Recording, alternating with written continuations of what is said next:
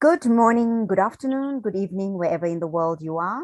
I am in my hometown, Johannesburg, South Africa, and I'm very happy to be here after so many years. So today's video, as you all know, my audience, you know, I do controversial subjects. So what I'm doing with today's video is, I'll be talking to an architect who is also an interior designer. And the subject I want to talk about today is prison, solitary confinement cells. And I want to talk about this from his perspective as an architect and as an interior designer, because you all know I do activism work for prisoners, and I have an issue with things like the death penalty and like solitary confinement. I'm not saying that I am not pro punishment. I am pro people taking responsibility for their actions, but I am anti treating people like animals, torturing them, cruel and unusual punishment. Okay. So I also just want to put a disclaimer out there that whatever we discuss today, we are discussing from an architectural and interior designer's perspective. We're not saying we want people to go to prison and have a fabulous lifestyle there, because otherwise then we would all just want to go to prison, right? But what we are talking about, we're talking about things that work, things that don't work, how it affects the human psyche, because we are all human beings. There's certain things that we need in our lives. So just to put that out there. So without further ado, I want to introduce you to my guest today. His name is Mooch, and our talk is going to be about architecture and interior designs of solitary confinement cells. So Mooch, I'm going to give this over to you. Please introduce yourself, give us some bio on yourself, and also let my audience know how you and I actually know each other. Thank you. So my name is Mooch, and I was born in Malaysia. I studied interior design and eventually studied RIBA Part 2 architecture in the United Kingdom. I know Celeste whilst I was in Malaysia. I do classical Indian dance for a hobby, and I have a very good friend called Benjamin, who we used to hang out together and spend time together in Malaysia. Almost 25 years ago, actually, in Malaysia. We have a mutual friend called Benjamin, and we're all into arts. Celeste was a performer, she danced. I remember Celeste looking at my toes and saying that I have very beautiful pointed toes. Yeah. I remember that. You remember that? Dancer's feet. I remember. Yeah. And but I do classical Indian dance, so we don't point our toes so much. We stamp our feet. So yeah, we enjoyed our time maybe in Malaysia, but as we grew older, I the United Kingdom. I met my partner, and I lived in the United Kingdom for almost 23 years now, where I work and I reside. And I guess our mindset changes with the with the different kind of places that you live in, and the kind of education you get as well, because modern education with kind of modern way of thinking. I'm not saying that I'm very left-wing, but I'm quite centered to the left. Can be quite right-wing, my point of view as well. So yeah, so I design mostly homes, residential areas. I'm a great fan of reading psychology. So I put a Carl Jung. I like Heidegger as a philosopher, which I read a lot of philosophy book. I love semiotics. I do a lot of my architectural work using semiotics, from Socha, to Derrida, to understand, symbolism and symbolism acts with people's. So a lot of psychology in architecture that I'm very interested in. I read a lot of architectural books to understand things like, a lot of architecture theoretical books, which is also philosophical books on bodiphobic, ocular-centric, how every architect to get a sixth sense, and how architecture is meant to trigger the senses you have in your body. this thing. Okay. And there's a very interesting book by Hannah Arendt called The Human Condition, and how the earth has made us evolve to what we are, and how our surroundings are very important to how we are, and man-made structures, whatever it is, let it be homes, apartments, even prisons, should adhere to the fact that we have these five senses that, Earth has got us to evolve into, and try to enhance those senses rather than to, what do you call that, put a block to them. To block them, right. Yeah, and that's why I wanted to talk to an architect and an interior designer about this, because prison cells are designed, most of them, to deprive the human being of these senses. So what happens is, instead of these cells being a place of, well, there has to be retribution, but it should also be a degree of punishment, but there also still has to be room for reflection, for what are all those other words, rehabilitation, and you say this is important in architecture and interior design, the five senses, right? Yes, I guess to put you in isolation, solitary, it's about reflection, I guess. The most important thing, it should be about reflection rather than it should be about punishment. Because punishment is very, very harsh. I guess we have to serve our time. Being put in a prison is enough to show that we have taken a punishment. You're being punished. Right. But then you really do not have to push that punishment further. You've taken somebody else's, how do I say, their freedom. You've already taken their freedoms. Yeah, freedom away. So you don't have to go a bit further. But once you're in the prison, that prison could be designed for reflection, for community, for education. Like a convent can be a prison, but it's a voluntary prison. A woman going to herself to God. She lives in the confines of the convent, but then she's put into solitary by mother, supreme mother, or whoever that runs the convent. But she goes in there and she doesn't suffer the way a prisoner is made to suffer, because you go and reflect, and you have a reason to reflect, to find the sense within yourself. And most of the time they find God, whoever they find from the universe, and all come from within themselves. That's a positive reflection, right? Because the convent is a very positive institution, right? So you bring somebody into a negative place like a prison, and you make prisoners believe that it's a punishment, right? And that you are being punished, and you're taken away your freedom and taken away your senses, and you put in a confinement. And the confinement doesn't give you any positive reflection. Right. Yeah, so it should be more, it should not just be about punishment. Punishment is just one aspect. You're just thrown in there with your psyche. Right. Your perspective, just like reflect on, I guess that is where, and you see, even if you go to a nun, I'm putting it in this way because I'm trying to see the positive and the negative. Yes. Right? In usually a room of a nun who's finding herself, she has a big window. She can see. She has got a bathroom that is clean. She has got good food. She can look out of the window and she can see greenery. Maybe she can't see another person, but she can see greenery. Because what happens is you need to trigger all the senses in order to find yourself.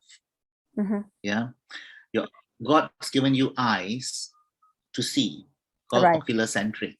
Like, for instance, when you sit by the beach, you can sit there for a long, long time because nothing obstructs your view. Because your eyes want to keep on seeing. So if you put your cell where there is no view, because your eyes wants to see beyond the wall. It doesn't want to be obstructed by a thick gray wall, by that gray muted concrete wall, for instance. Okay. And it's a cold wall as well. So, your eyes are seeing this cold, obstructive wall. Psychologically, it feels like you're doomed. You are stuck in this place. And then you cannot you feel trapped, and there's no purpose in this trapped place. Right. None has a purpose. She doesn't, and she can use all her senses, and she can touch, she can feel, wash. The thing that's very important is a good bathroom. People need to wash.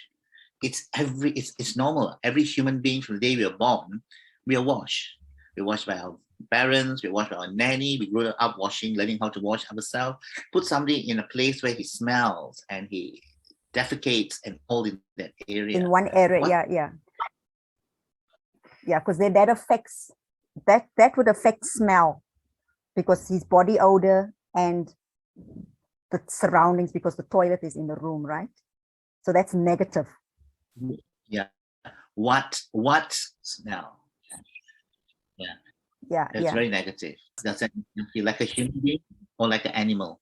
Right, exactly. So like, just example, the cells as they are now, and I'm going to talk specifically about the US cells, because you can find a lot of pictures online.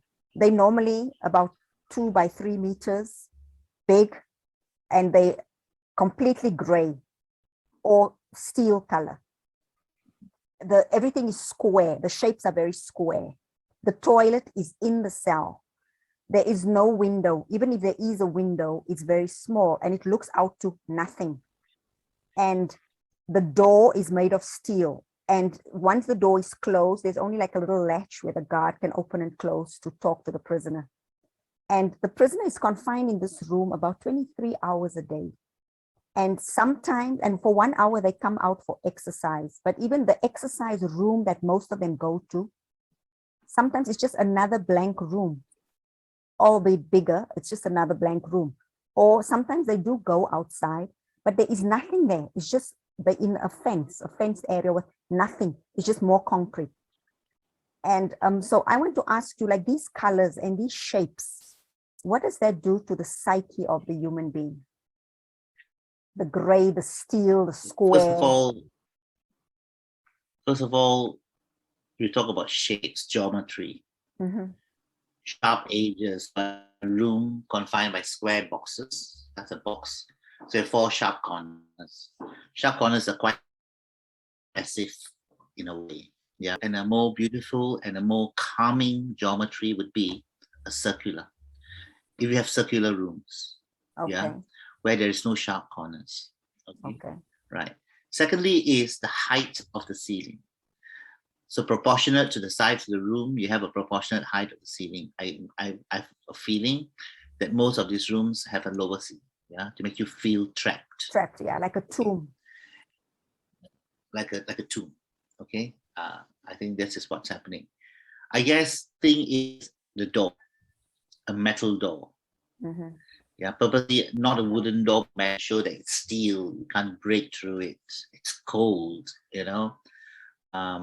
It's something that's used from a very long time ago. I mean, during the Nazi period as well. We all put in rooms with metal doors because it's just a psychological deterrent to make you feel like as though you are trapped, that you are, and also that almost to the fact that you are more than trapped, that you are finished. Right, there is just the end for you. It's nothing positive about it. Yeah, I guess what prisoners need to do, if you want to put them in confinement, a circular shape or a hexagonal shape, something with lovely shapes. Yeah, big windows, garden. Yeah, I mean you're confining them to solitary. That you have got, they should be in a box. They can go out in a small little garden. They can do things like growing, walking, sitting down, enjoying the sun, might be gardening, might be 2 hours a day, and then you have to come back in if you want to be calculated with the time that you want. If you think going out and gardening in a confined place is like giving them freedom. Books, let them read. Yeah, they do. No, they do give them books. They are allowed books. What they are most deprived of is like I said, is like sunshine, texture.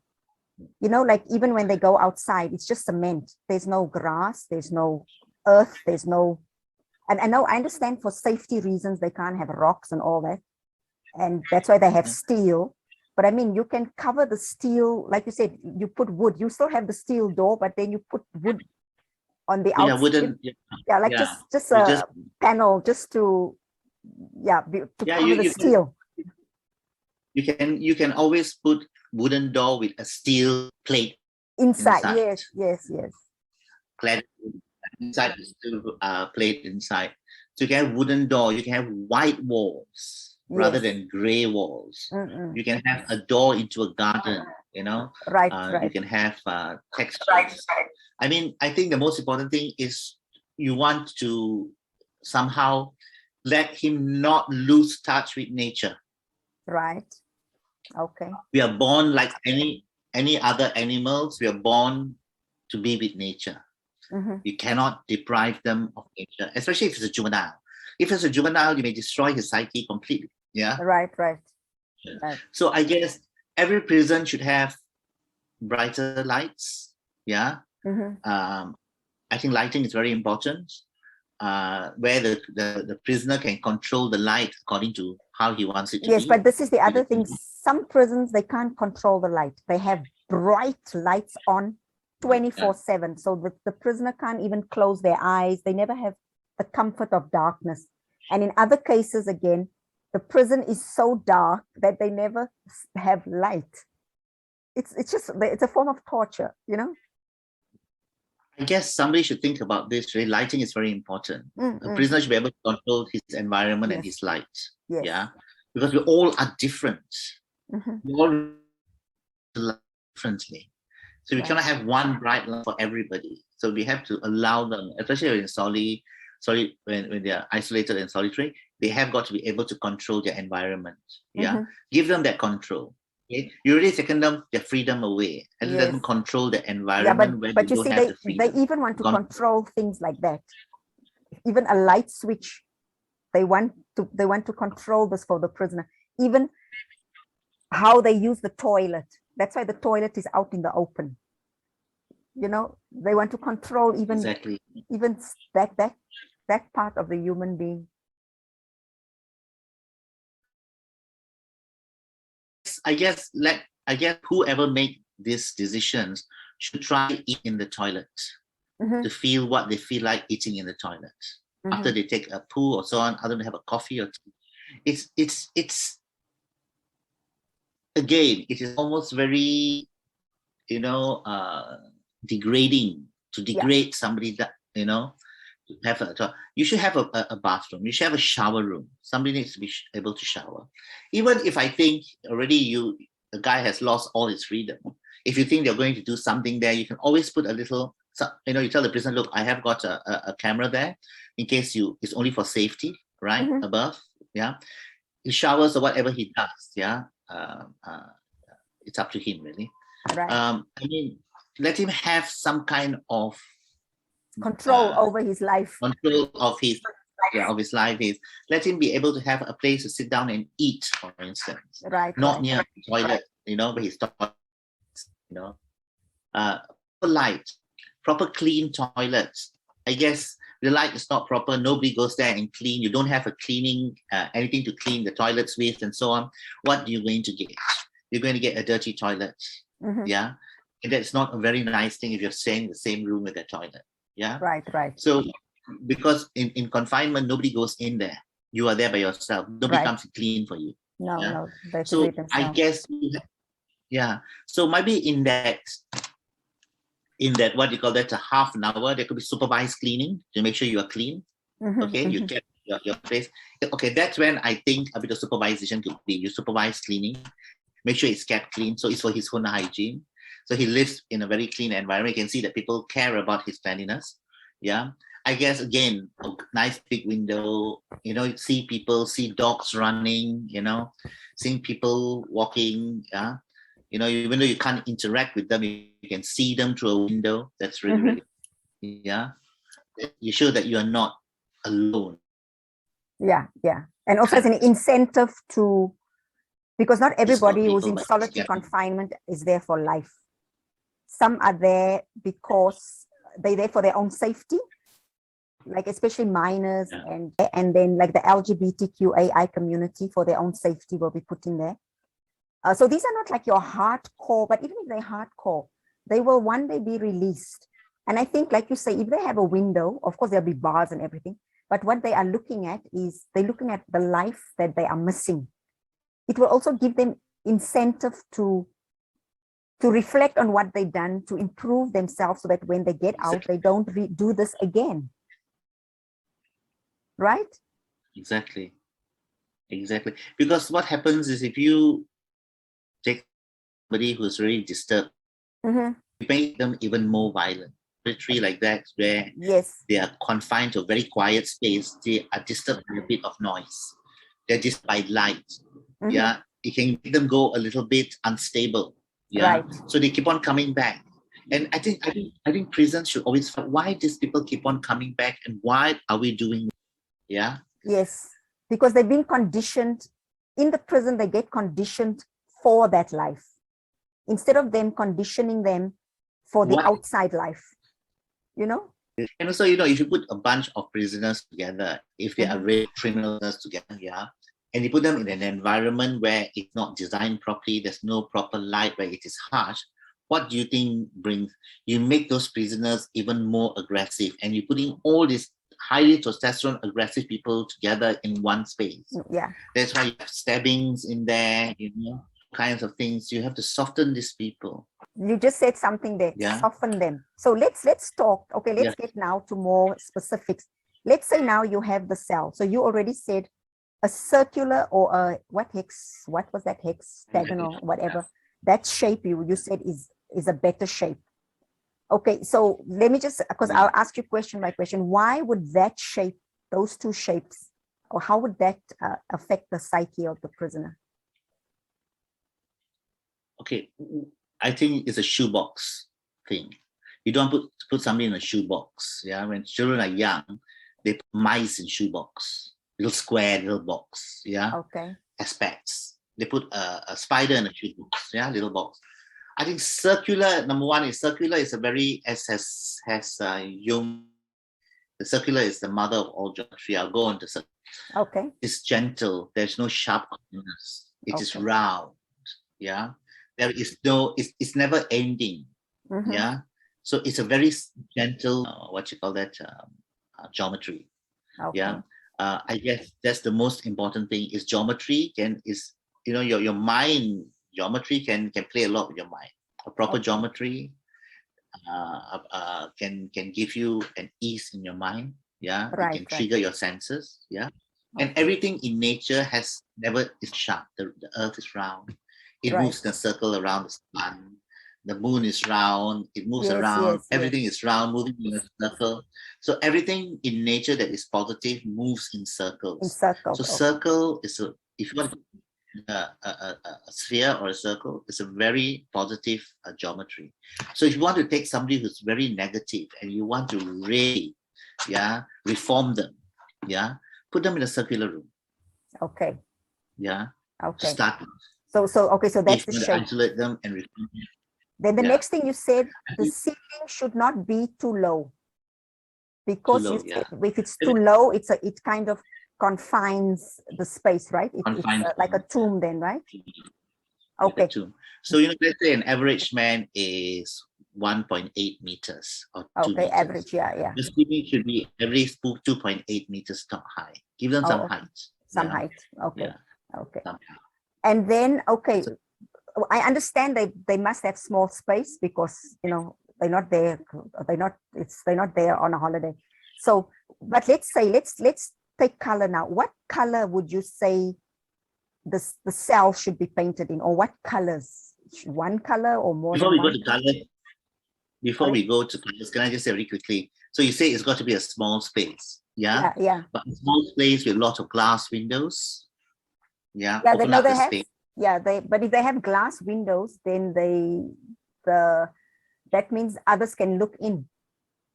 And they will not put curtains because curtains, the prisoners use it to hang themselves. Okay. So let's stick to because I know for safety's sake, for the prisoner's sake, and for the sake of the guards and people who work there, they have to have two walls that are flat. They might, sometimes they have a small window, and of course then they have the door section. But I know that the space at the moment is 2 by 3 meters. Okay, And I so what we do don't think color. they will go bigger than that. They're not going to go bigger. So let's just play with the color. Let's go for white. White Plain, color is very. but isn't white too stark? No, go for white. Yeah. Okay. Let it be white, because white is stark, but white also is not. It's a non-color. Okay, yeah? I see. Yeah. You must remember, every prisoner might react differently to different colors. That's true. Yes, that's true. Yeah. So the white is like neutral. Neutral, non-color. So that'd be quite nice. Yeah. Maybe a mural on the wall. Yeah. Maybe while the prisoner is there, he could paint a mural on the wall. His own there thing, could right? be white canvas. Yeah. Where he can express himself. Yeah, you can put whatever color he wants. If he likes purple, he can just continue purpling up the room. Yeah, exactly. So we can give them that opportunity. Yeah. I think, but not gray. Gray is very depressing. Yeah. Gray is cold. Cold. And then you can have doors. Your doors could be wooden doors, which I think is like in any home you have a wooden door. Yeah. It's really drives me. So that would be coming in more to texture, right? Texture. Also, you're bringing something natural into the room. Right. Like a wood, which is very warm. Right. Trees. So wooden door shows natural. Like you're bringing a tree into your room. No, don't get the metal beds. Okay, a nice bed. Okay, I guess somebody needs to sleep. Needs to have a good sleep. Yeah, if you want to reflect, you want to read. Right. You have something comfortable to read and sleep. Yeah. And maybe the floor, it's a hard floor, a bit softer. What even better is if you think somebody is going to be in a confinement, yeah, and he could injure himself, have nice fabric padded walls. Yes, like softened walls. So if they do throw themselves against the wall, they throw themselves. It's a lovely fabric. Yeah, and it can feel it's all soft and nice. Right. Like the Chesterfield with the buttons in between. Yes. Give them that kind of feeling. You're going down there, they feel as though they're welcome in a warm embrace of fabric softness. Yes. Rather than hardness. Yeah, they do that in the mental institutions. The walls are padded. Yeah. Padded. Yeah, so you should pat them up. Let them when they lean against the wall, they feel soft. They can even do that. Right. Yeah. Right. Yeah. And that's where they can play with some nice colors and lighting. Again, let's say lighting is very important. They should have wall lights. But specifically lights that they can control themselves. They can control themselves. Because sometimes they want it very bright, sometimes they want it off, and sometimes they want it only.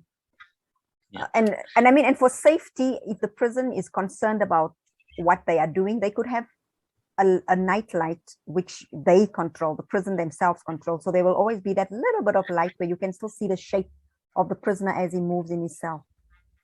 I think it's a bit cool, because if I was a prisoner in that room, I sleep with no lights. A little bit of night light will irritate me. No, but they have to have some kind of light in there, though, because of they can have infrared, they can monitor the prisoner while they're asleep. Yeah, what is it called? The night vision lights, where they can see them. Night vision lights. Yeah. Yes. Yeah. Just go down to the army and say, I need some of this thing, just so you can have a night vision light and give them the capability, because a prisoner, while they're in solitary or isolation, they should have the choice to sleep whatever time they want to sleep. Yes. Yeah, that's right. Yeah. And given that they're in the cell for 23 hours, they need to be given the freedom to do what they want to do in that 23 hours, since there's nothing else they can do, because they're by themselves. Can you imagine being by yourself every day, every single day for 23 hours? And make sure that your window is set where on the rising sun. Right, or they're not going to do that. They're not going to do that. Nice light. Yeah, if you're building a new prison, these are things they could think about. They could consider, as a concept. I'm talking about if you're building a new prison. Yeah, if you're building a new prison, you don't have to build everything in one complex. Right. Your solitary places to be outside. Yeah, it's further down in circular pods. Yeah, you know what I mean. Yeah, Okay, with so this high is your walls prison you're between building them. now. Okay, so Mooch, build your Yeah. prison. Build your prison for Yeah. me. Yeah, so my prison will be circular. You come as a big circular entry. Everything Right. is on circles. So I'm talking about the isolation pod. So you go in, you go out. There's a big garden. Yeah, my prison is very green, a lot of gardens. So my prisoners spend a lot of time gardening. Okay. Most of the time, they might even make their own vegetables for the Okay. kitchen. You know, so so when they eat their food, they think, "My God, I gardened this vegetable." Right. You know, Right. feel Right. good. So you go through down there. There's another block, another space. It's called the solitary space. We're all circular, little circular pods, like the main big building, slightly Right. smaller. Yeah, much smaller. The same size with big glass windows. Yeah, all around, and a little garden with big high concrete walls, so you can't see each other, but you know. Yes, but you can come in yes, I garden. understand. Yeah. Go to the bathroom. You know, you can feel, and you can play music. The prisoner should be able to play music if he wants to. Yeah. I'll let them watch television because they haven't isolated. Yeah, they can watch television. Yeah. So this is how my prison will look like. Yeah. Okay. Yeah. And if you go into that little pot, it's made out of wooden cladding on the outside. Okay. So when they're going in, they feel as though they're going into a house. Right. You know, they're going in. Yeah. It's not into some kind of concrete. It's a wooden cladding outside. Nice, clean bathrooms. Yeah. Okay. So wait. So let me get it straight. So you have like the pod. Yeah. But there's a high wall, so that prisoner can only move from his inside pod into his little garden. So he moves like that. All around. Yeah. Oh, that's good. Yeah. So he's still in isolation, but he's not in a tomb. Isolation. Yeah. Yes. So he has the option of staying inside his pod, but if he wants to go out, he's free to just move out. Because the actual cell is the whole wall around it. The whole wall around it. Okay, yeah. And now, would this be expensive? No, it wouldn't. I mean, you could make it cost effective. Cost effective concrete wall, wooden structures for the inside. You can even have a hammock on the outside if you want to sleep outside. Oh no, they won't leave that. They can't have because he'll hang himself. Oh really? Okay, so no hammock. You can have something. Yeah.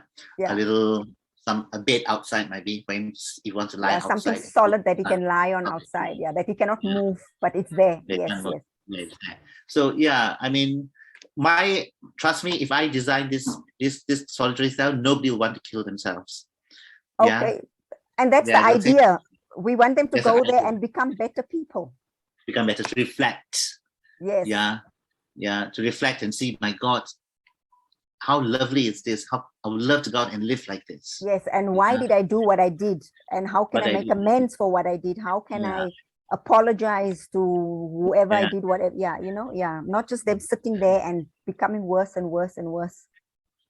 Exactly. And also, I guess, I know that it breaks this whole solitary thing and isolation thing. I would have a psychologist come and meet him once a week, to talk to him.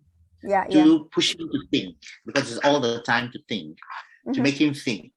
Right. Yeah, I think that's the most important thing, to make someone who is in that space to start thinking, because they have all the time to think. Yeah. Right. Yeah, because I think what people forget when they think of people in solitary confinement, they only think about those hardcore, like serial killers, rapists, those bad pedophiles. Yeah. They don't consider other people in there are just there because, like I said, for their own safety. Because maybe you're an 18-year-old boy. They can't put you in the general population because you get violated.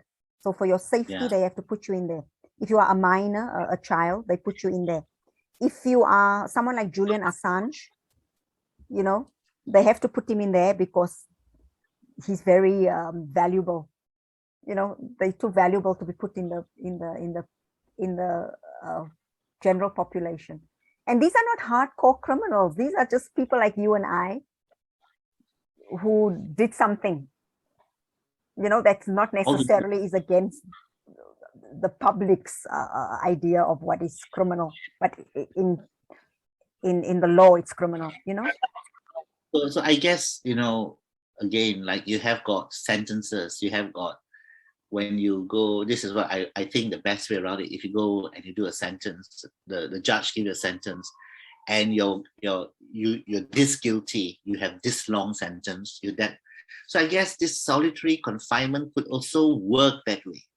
Yeah. Okay, you can, if somebody who really needs to be taught a bit of a lesson, can go a slightly harsher place, not as harsh as I'm talking about, as how the prison is. You can have a series of, yes, you can have degrees of harshness. Yes, this, I would call it degrees of reflection. Yes, okay? That's true. Yeah. I think we need this to reflect. Or maybe we have this place here that we can take, and we can make this place as comfortable as possible or as uncomfortable as possible. Yeah, and then the prisoner can work himself. Like if he's in the really bad place, if he wants something better, he needs to go to the next level in his improvement, self-improvement. As an incentive. I see. Incentive. Like for instance, that circular bit, you can always open up one window. It's a shutter that comes up. It's better. And then if it's much better and improved, that window becomes a door and you can go out. That's right. You see? So we can start to give them incentives like that. Yes. Yeah. So you first start up with just a wall, and then it's a window, and then you can go in, because he sees the garden, but he cannot go out. And then you open the door and he can go. And if he's bad, you just take it away. Yeah, exactly. So in that sense, you're teaching him. You're teaching them how to be positive, rather than throw somebody in there and just lock him away and look. And somebody, it's just like, and somebody who's really feeling worthless and despair. Do not think being thrown like that into a prisoner will make him feel even more worthless. Worth nothing.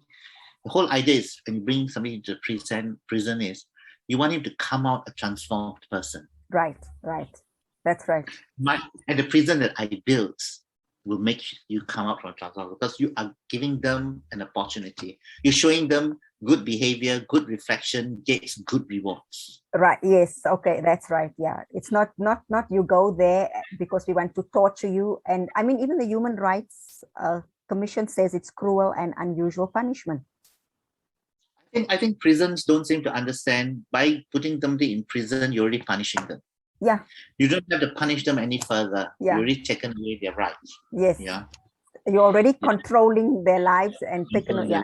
Yes. Yeah. So I think that is where we need to understand that you already put them in prison. And I think the prison design, if I had my way, I would demolish all old prisons and I would build better prisons. First of all, I would not bung up all prisoners in one area, in one cell, in one thing. I would segregate them. I would get to know them and who belongs where. Yeah. And then make them as communities rather than prisoners. You are 20 people in this small building here. This is your community. Yes, and then you have like your like mayor or whatever. Because a prison is another community. It's another. It's like a community. That's true. So I want to ask a difficult question. I mean, I think it's a difficult question. Let me just see. I just want to see if we covered everything. Okay, so my thing is, when are you going to build this prison now? When will I build this prison up? When I think there is a great change in the psyche of lawmakers. Okay. I think lawmakers are stuck in the Plutorian way of thinking. Right. They are not Machiavellian enough. Okay. We need to understand that we are dealing with humans. And as long as people start to think that a human life and a human mind is as fragile as their very own minds, and as long as classes ends, like I'm come from this family, I'm a judge, I'm a policeman, and you are a prisoner, people start changing their mindset on people. Right. Yeah, and when the government thinks it's time for us to change, like the Europeans, look at they're beginning to change. They understand how positive rehabilitation can make positive impacts. Yeah, right. When people start to change and look at looking at prisoners rather than a prison, but rather at a rehabilitation center where Yes. we rehabilitate people, then I will build my prison. When people Yeah. want to rehabilitate rather than thinking it's a place of harsh punishment. Punishment. Yeah, because I know, because like most prison, the countries, they think they follow. It's about retribution. It's not restorative justice. Yeah, I see where you're going with it. Yeah. Let me tell you one thing. If today we cannot beat our children are like criminals, yeah? They do wrong and we're not allowed to beat them. We're allowed to reason them, rehabilitate them, put them in naughty step. Why aren't the children who are the grown-up children that are doing all this thing wrong, the children of society, needs to be punished? They should be the same as how we treat our own children prisoners at home. and children. Yeah, exactly. Yeah, because every prisoner is somebody's child. Yeah. Anyway, right? It's the children of society, right? Yes. Yeah, because so if someone's, it could be my brother or your brother or Yeah. whatever. Yeah. Because if you beat a child in this country, social service will come and take the child away. You might go to prison. Right. So why do you do that to prisoners? They are children. They are children of society. Right. They made a mistake. Why do we have to beat them and put them into a very bad place and punish them? Yes. We have to teach them. Yes. How we teach our children, you can't do this. You have to reason with them. And we have to do the same thing in prisons. We have to reason with them. Because not everybody is lucky. Not everybody is lucky as you and I to come up in a loving family who knows what is right and wrong. Nobody knows where people come from. That's true. Yeah. And we just judge them. Yeah. Forgetting that they have really gone through so much in their life and they have to go through another phase where a different kind of punishment, a different kind of abuse by the society. Yeah. Right. Yeah. So it's that person has no chance. They really have no chance then to become somebody else. This could be the chance. This prison could be a chance for that person if the prison was built properly and handled properly. Yeah, for the person to realize that, all the things that happened to him might be in his childhood. Yeah, he had no control of. Now he has control of his life. Right. Yeah, it's a place where he reflects himself. Because he goes to a prison where he has no control, and the control is all onto the authorities. Then he's going to feel the same thing that all my life people are controlling me and abusing me. And he goes back to the same thing over and over again. Yeah. He doesn't get a chance to grow. There's no room for self-growth. Yes. Right. I guess the design of the prison is more geometrically concerned, and the placing of it. The place, like you said, location. The location. Make it, even though it's going to be far away from civilization, make it look like as though it's like a little, a prison can be like a little village. Yes, yeah, that's right. Because like you said, it's a community. The community. It's a community of, how I would say, is sometimes, wronged people, sometimes it's just very sad to see that some people have gone to that path because they have no other choice. And that's all they know, or that's all they know. Since small, they only know violence and that's just how they assume that is just what life is about. Exactly. And you give them a nice community to live with and see and teach them. Yeah. Right. Build a village-like space. I think that's how prison should be more than anything else. Yeah. Okay. Wow. This is so, I'm telling you, I wish I could get, but I'm working on it. I'm trying to get an architects association. I know there's a few in the world, but not many, where I want to get more architects, interior designers who would want to band together and maybe start a movement where they want to look into these things, because we've been living this way since day one, since the beginning of time, and mankind has not improved, so I guess we architects, most of the modern architects, we are all quite left-wing anyway, in a way of right thinking. So you are on that, you're already thinking that way. We always think about how best to serve whoever it is. Yeah. Right. Yes. So if you come to me with a brief and you are a prison owner and say, Raja, I want you to design this place and I want you to make sure that this person suffer and get punished the most. That's how your brief is. But I would otherwise think, if you were to No. come to me and say, I'd like to bring a prison Raja and like to rehabilitate this person, how do I go about it? Then I say to you, let's start from the very beginning of how humans have evolved. Right. We evolved, Right. we evolved within what you call that, nature. Yeah. And I guess the more concrete buildings, the more high-rise building, the more capitalism becomes very stringent, the more you're going to find a lot of criminals. Yes. Yes.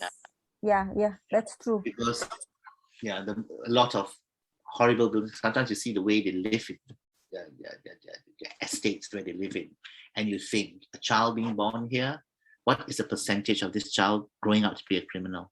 Right. Right. Look Yeah. at his surroundings. Yes. Yeah.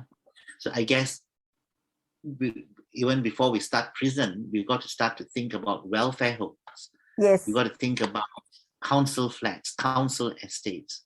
Yeah, because a lot of the people, council flats look like solitary confinement cells. I'm sorry. Yeah. Right? Yeah, some of them, yes. So the square with the, Yeah. So I guess this is where maybe we want to start from there, really, before we go into the prison, and let's catch them when they're young. When they're still young, yeah. When they're still young, and see how we can, because I know in the United Kingdom, some children, they don't plan to be, but their mother are drunk, their father are drunk, they don't get positive grown up, what do you call that, attitude. And what happens is they start to only follow. Yes. Yeah. Very young age, they're out, they're doing this, they're doing that. And I've seen parents fighting in front of children in the bus and talking about nasty things that they do to one another. And I was thinking to myself, oh my God, what about the poor child? Yeah. Children learn what they live. Yeah, they live. So I think if I was an architect and I was going to create a movement, this is where my movement will start. Yeah, let's start with them growing up. Give them a chance. Right. Give them a chance then. Why wait till they make a thing? Why not give them a chance when they are young? Give them a chance when they're born. You know, they don't choose where they're going to be born and how they're going to be brought up, but we can give them a chance by doing a lot of social work. Right. I guess. Okay, wow, that was very interesting, and I feel like there's hope. I feel there's hope. So I just want to thank you for this lovely conversation. And even for me, I learned so much because I know like about architecture. And when you were talking about some of those names, Carl Jung, I know very well because I love Carl Jung. Because as a dancer, I'm always busy with the shadow, doing works about the shadow because I find that very fascinating. But I'm going to go look up some of those names because I want to enlighten myself on that. So Mooch, thank you so much for doing this with me. You're welcome. Let's keep in touch. Definitely. And I come to you later when you're there next, definitely. Yes, for sure, yes. Okay, everybody. So I'm going to say cheers to Mooch and cheers to everybody. Thank you. Take care. Bye-bye.